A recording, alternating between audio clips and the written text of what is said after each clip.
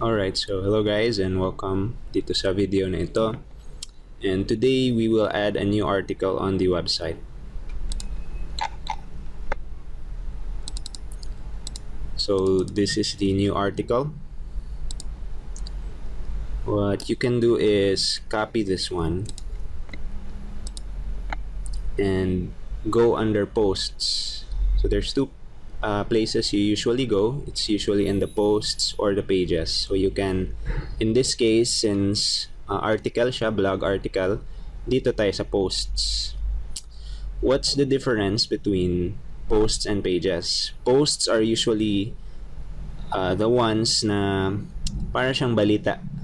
Meron siyang date ba, meron siyang sequence, anong nauna, anong nahuli. Ang pages naman, yun yung mga permanent na mga pages sa website, like the contact us, about us, the products and the services. So itong post, ito yung news, mga balita, mga bagong articles. Ang pages naman yan yung mga permanent, usually permanent na mga pages sa website, like about us or services or products and contact us.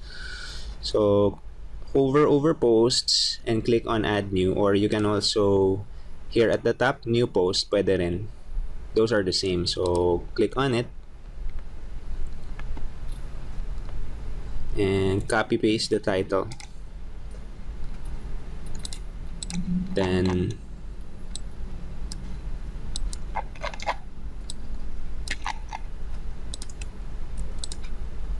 copy paste also. There's two tabs here. There's text and there's visual. Itong sa text, ito yung kailangan mo ng HTML na programming coding. Kung hindi ka marunong, dito ka sa visual. But sometimes we work on the text. There. Okay. Sometimes we go to the text and our purpose is para pag meron tayong gina-correct, meron tayong ginaayos,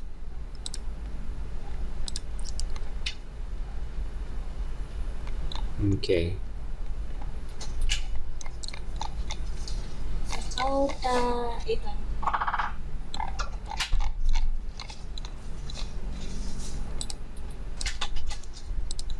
Okay.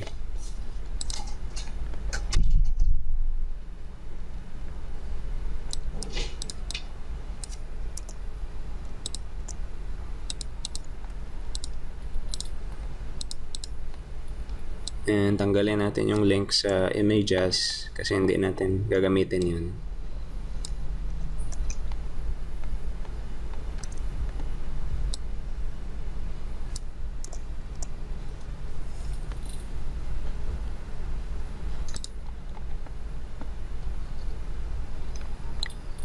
Okay.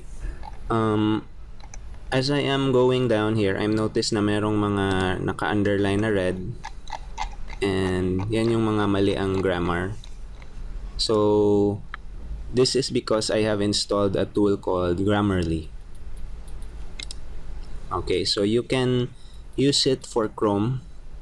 I-install nyo lang and free naman siya. So you can gi-hover ko yung mouse ko and it shows me a suggestion, which is i-check mo din kung tama. Kung hindi ka confident sa iyong grammatical and spelling skills, then you don't have to fix it. You can just ignore the underlines and have someone edit it.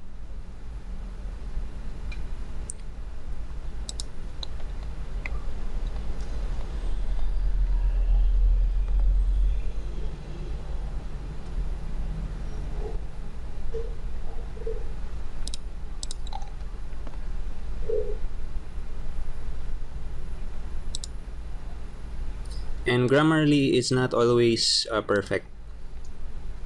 Okay, like ito pwede naman walang ano.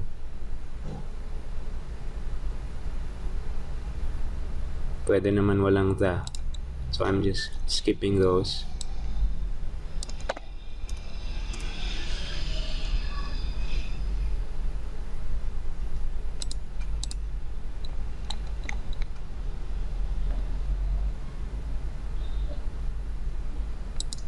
This time parang weird yung Grammarly. So I'm keeping this.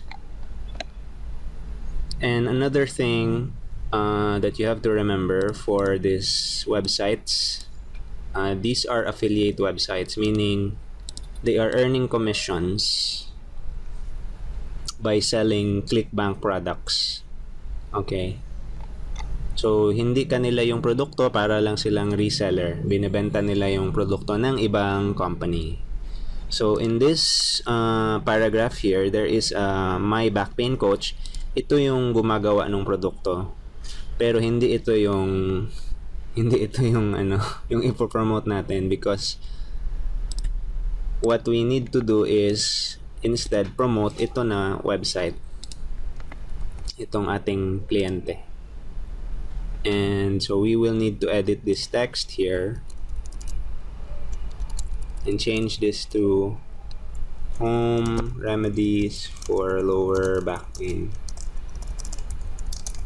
And then what we'll do is we will link it here sa homepage.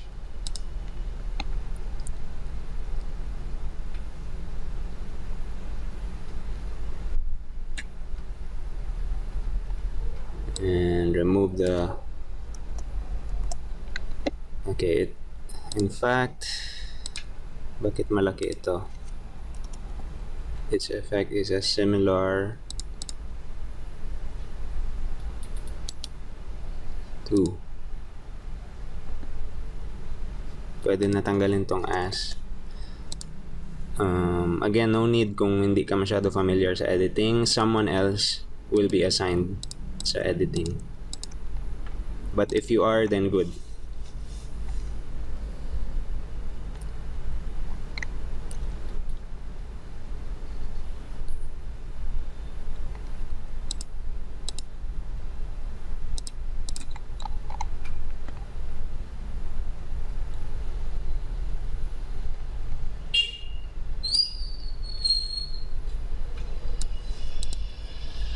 Ito siya, it's just an article, so hindi naman siya linked to an image. Kasi makita natin dito na fitness centers to strive. So we can keep this here, pero i-transfer natin sa baba.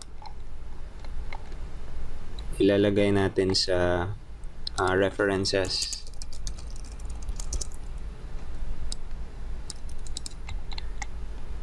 And ito siya is a picture because photo. So that one will remove.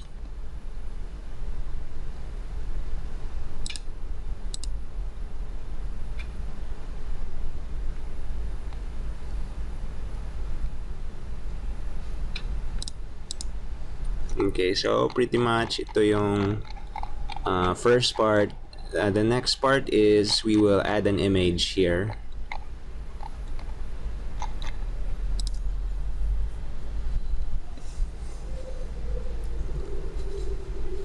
So we'll publish that muna.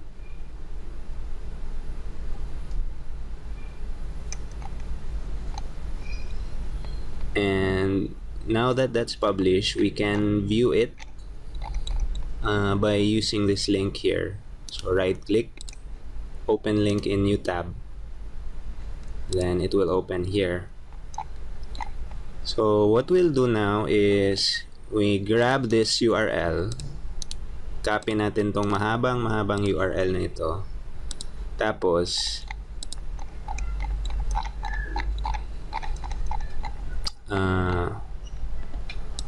we'll add something like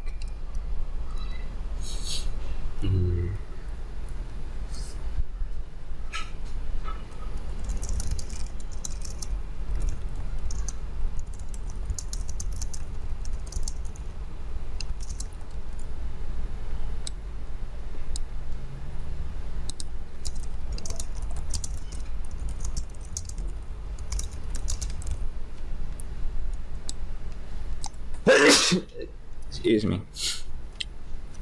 Okay, so we'll add something like this. You can read the updated version of the article here at Home Remedies for Lower Back Pain.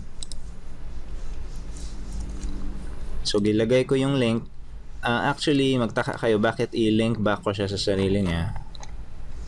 And the reason for this is kasi this just makes it so much easier doon sa mga other people working on this project, kasi iba-iba man ang mga people who are working on this project. And one of the tasks that they do, or that the team does, is itong article na ito, i-distribute ito siya. Itong article na ito, i-distribute ito siya sa mga iba't ibang website. So it's very useful na at least nandito na yung link pabalik dito sa website na ito. Okay, the more links na papunta sa website ng client, which is itong homeremediesforlowerbackpain.com, then the better it is for the client. Now, I noticed na here at the top it says uncategorized, so we need to change this. Okay, then you will notice na merong date, August 8, 2018, and the client specifically wants this date removed. So how do we do that? We have a plugin installed called, forgot the name of the plugin. We have installed a plugin, so you don't need to do it if naka-install na siya, but you may handle other websites in the future na wala pa na install, so you can install this plugin. Let's see which one is that.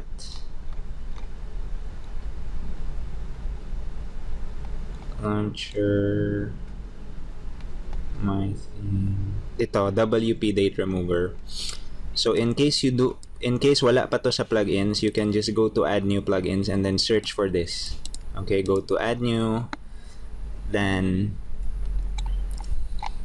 just type in WP Date Remover or kahit Date Remover lang, and it will show you. Just click on install, then click on activate, and then you want to go to plugins, tapos meron siyang settings na link dito under sa plugin. So click on settings, and just gonna check this para lahat ng automatic na. Then you want to save. If you add a new category also, then you want to go back in here para i-check mo yun, then save changes para mawala itong date. So let's look at it and refresh. Yan, so nawala na yung date kasi gusto ng client na parang bago yung article. Okay, para siya ba, yung it will last for a very very long time. I notice also na itong uncategorized, pangit siya tingnan dyan sa taas. So these are categories, kaya siya lumalabas dyan, and not all websites will have this feature na lalabas siya automatically, but let's go ahead and change that. It should be here in posts and categories, and we'll just rename. We'll do a quick edit of it. Home remedies, not home remedies, but back pain.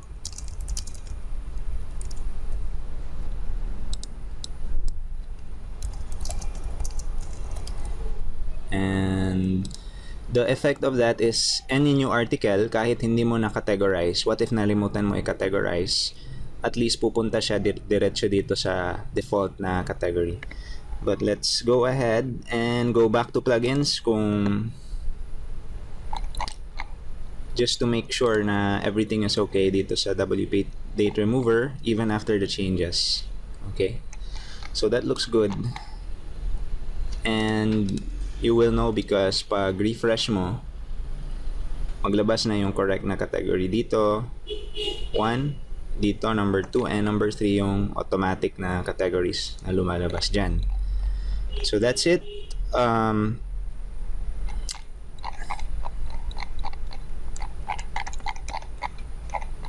Okay, so that's it. The next thing we'll do is medyo walang nangyayari dito. It's just pure text. So we'll add an image, and you can get one from pixabay.com.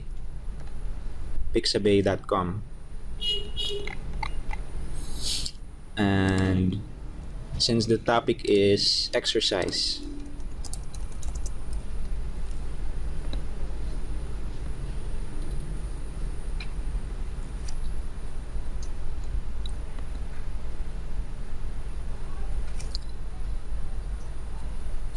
and just a reminder, you cannot use the ones at the top, itong sponsored. You want to use the free ones here in the middle. So be very careful where you are getting your images. And you want to also cite the reference para ma-double check saan yan galing. Let's pick a good photo here. This is fine. So you can't just get a photo from Google. Hindi pwede yan kasi pag yung photo mo may copyright, you will be charged hundreds of dollars per photograph. Merong legal na sanctions. Hindi lang ikaw ang mapapabayad, ang kliyente mo ang magbabayad. So, nako, baka mawalan ka ng i-fire ka ng client mo kasi yung photo mo meron palang copyright na problems. So, free download, and I'll just pick the medyo maliit pa, which is 211. So, no need for it to be very large.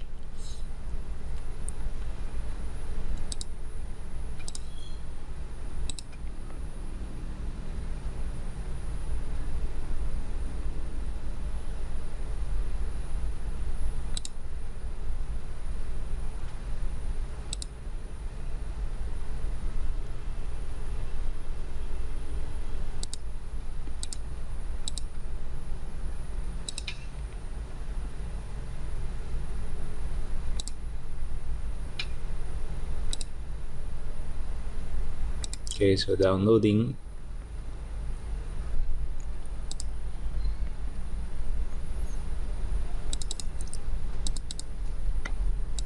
And when you are saving the image, you want to make sure exercise, you want to make sure to add a keyword.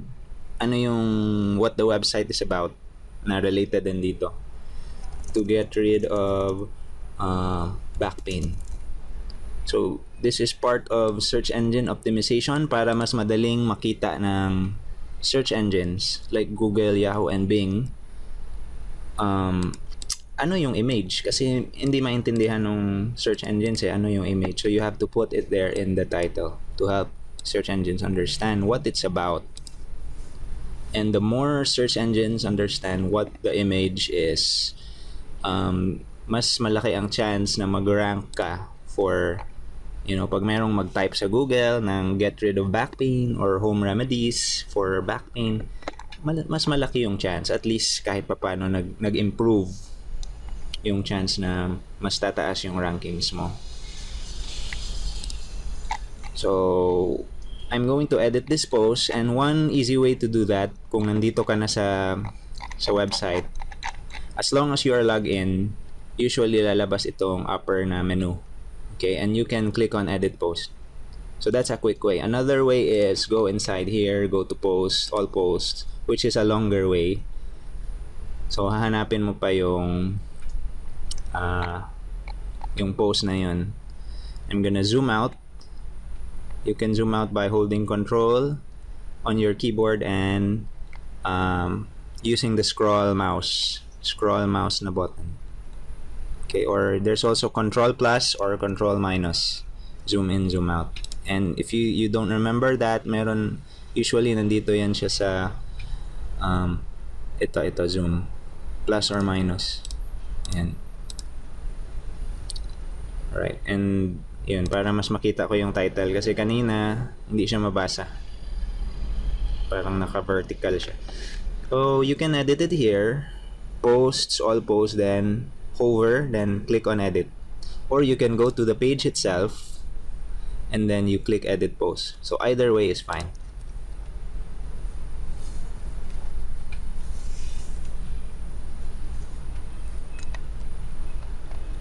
And we're going to add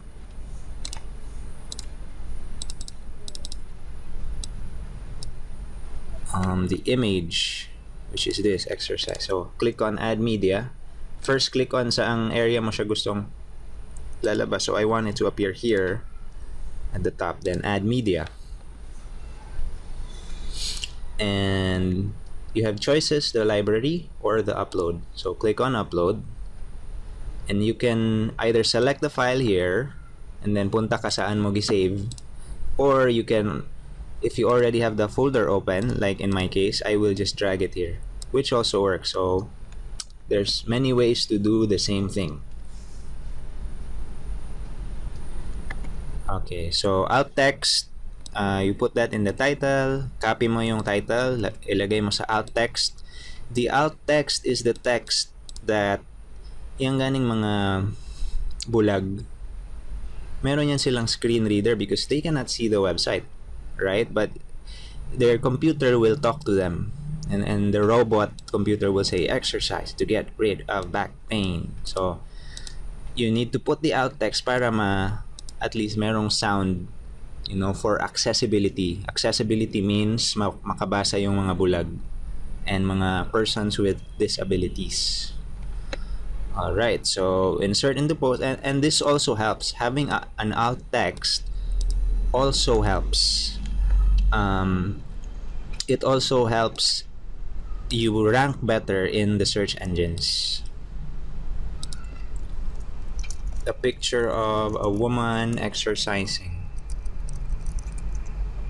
Yeah. To get rid of back pain, then insert into post, and you can choose the alignment. In this case, I'll choose the left align, so it looks, you can see that it looks much better. And I'm gonna edit it again, make it a bit larger, so that's better. And I'm just gonna take a look if this now looks good. And here in the references also, since I used the image from Pixabay, make sure to copy the source of that image.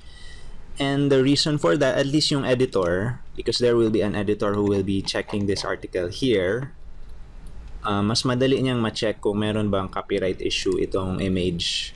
Okay, so it will save us a lot of time, and we really appreciate it if you put the reference for your images at the bottom of the article. And update.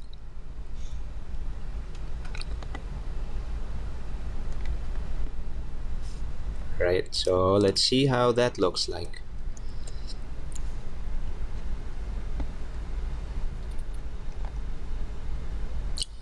And this is the homepage, by the way. You'll notice that the first article has an image. Itong second naman, hindi lumalabas yung image sa homepage. Pero pag i-visit mo yung article, lalabas siya. What's the reason for that? In order to fix it, you will need to edit that same page again. And you want to scroll down at the bottom. And there's a section here for featured image. Okay? So the featured image, click on that and select the same image para meron siyang picture doon sa homepage. So that's what the featured image is. And let's see how that looks.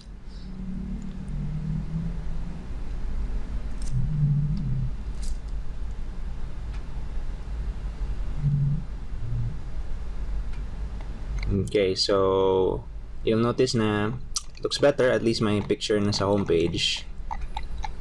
And there's also a picture here in the article itself. Let's see the article itself. Yep. So that looks good. And that's basically it. Okay.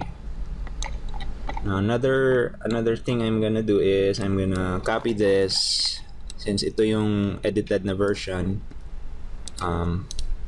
Copy, then I'm gonna create a new Word document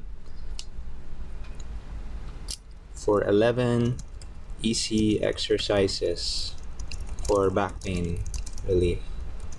PDF. So my goal is to create a PDF version of this and just paste it there. And the link should already be there. Pero meron lang mga formatting na issues.